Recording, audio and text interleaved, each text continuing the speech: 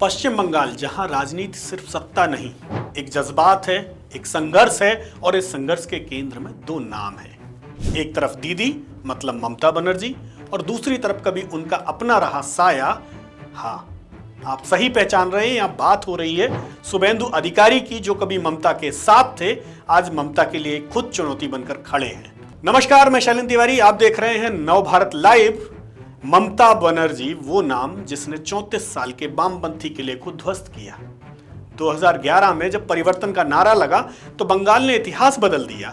ममता सिर्फ नेता भर नहीं है, एक इमोशन है बंगाल के लिए, एक ऐसी नेता जिसने जमीन पर अपना जुड़ाव बरकरार रखा है, जिसे बंगाल के भीतर चुनौती देना कठिन माना जाता है। यही वजह है कि भाजपा इतने सालों में भी ममता के खिलाफ अपना चेहरा नहीं बना पाई। अब भी वह उधार के चेहरे को चेहरा बनाकर आगे बढ़ने की कोशिश में है। पहले मुकुल रॉय और फिर साथ में आए शुभेंदु अधिकारी, वही शुभेंदु जिन्होंने नंदीग्राम आंदोलन में ममता के साथ कंधे से कंधा मिलाया, वही शुभेंदु जिन्होंने दीदी को सत्ता तक पहुंचाने में अपनी अहम भूमिका निभाई। लेकिन 2020 आते आते शुभेंदु का दिल बदल गया और उन्होंने रास्ता भी बदल लिया। अब वो बीजेपी के साथ हैं, बंगाल में उनका चेहरा है। ममता को सत्ता तक लाने वाले शुभेंदु अब उन्हें सत्ता से बाहर करने के लिए लगे हुए हैं। 2021 का चुनाव ममता बनर्जी बनाम शुभेंदु अधिकारी था।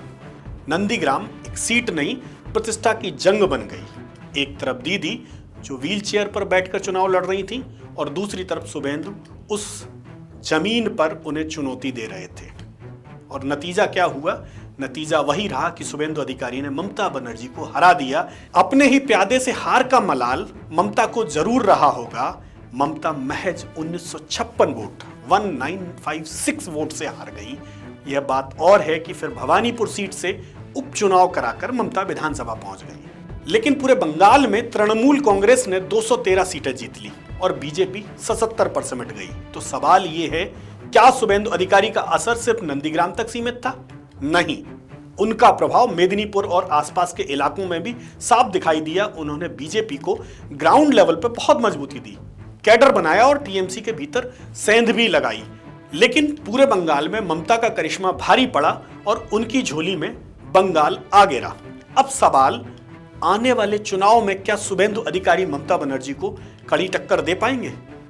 इस बार शुभेंदु ममता की दोनों संभावित सीटें नंदीग्राम और भवानीपुर से मैदान में हैं। सवाल यही है कि क्या वह पिछली बार का तिलिस्म बरकरार रखेंगे या फिर ममता अपना हिसाब बराबर करेंगी। लेकिन इससे बड़ा सवाल यह भी है कि शुभेंदु अधिकारी ममता को चुनौती देने के चक्कर में एक बार फिर फंस तो नहीं गए।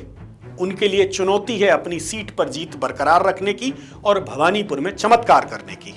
लेकिन इस खेल में क्या वह पूरे प्रदेश में अपनी पहुंच और चेहरे का तिलिस्म दिखा पाएंगे? क्या कहीं वो अपनी सीट पर उलझ कर तो नहीं रह जाएंगे? क्यों? यहां पर कहानी थोड़ी सी जुदा है। भाजपा के पास सिर्फ शुभेंदु का चेहरा है और ममता के पास पूरा मजबूत संगठन और वेलफेयर स्कीम की ताकत। यहां पर भाजपा के लिए चुनौती यही होगी कि वह चेहरा बनाम संगठन से कैसे आगे निकलेगा, क्योंकि संगठन भाजपा की ताकत होती है, लेकिन इस बार संगठन बंगाल में ममता के साथ है। भाजपा चुनाव को हिंदुत्व की ओर मोड़ रही है तो ममता ने बंगाली अस्मिता को हवा दी है। पिछले चुनाव में बंगाली अस्मिता हावी रही और इस बार भी सवाल यही है कि हिंदुत्व जीतेगा या फिर बंगाली पहचान भारी पड़ेगी। शुभेंदु भाजपा का सबसे बड़ा चेहरा है और उन पर ही पूरा चुनाव टिका हुआ है। शुभेंदु की स्थानीय पकड़ है, लेकिन सवाल यही है कि क्या पूरे बंगाल पर अपना असर डाल पाएंगे। हालांकि उनके फायदे के लिए एंटी इनकम्बेंसी हो सकती है, लेकिन क्या वह इसका इस्तेमाल फायदा उठा पाएंगे या फिर ममता अपने विरोध को भी समर्थन में बदल ले जाएंगी। खैर, ये लड़ाई सिर्फ ममता वर्सेस शुभेंदु नहीं है, ये लड़ाई है स्थानीय बनाम बाहरी नैरेटिव की, वेलफेयर बनाम विचारधारा की, भावना बनाम रणनीति की।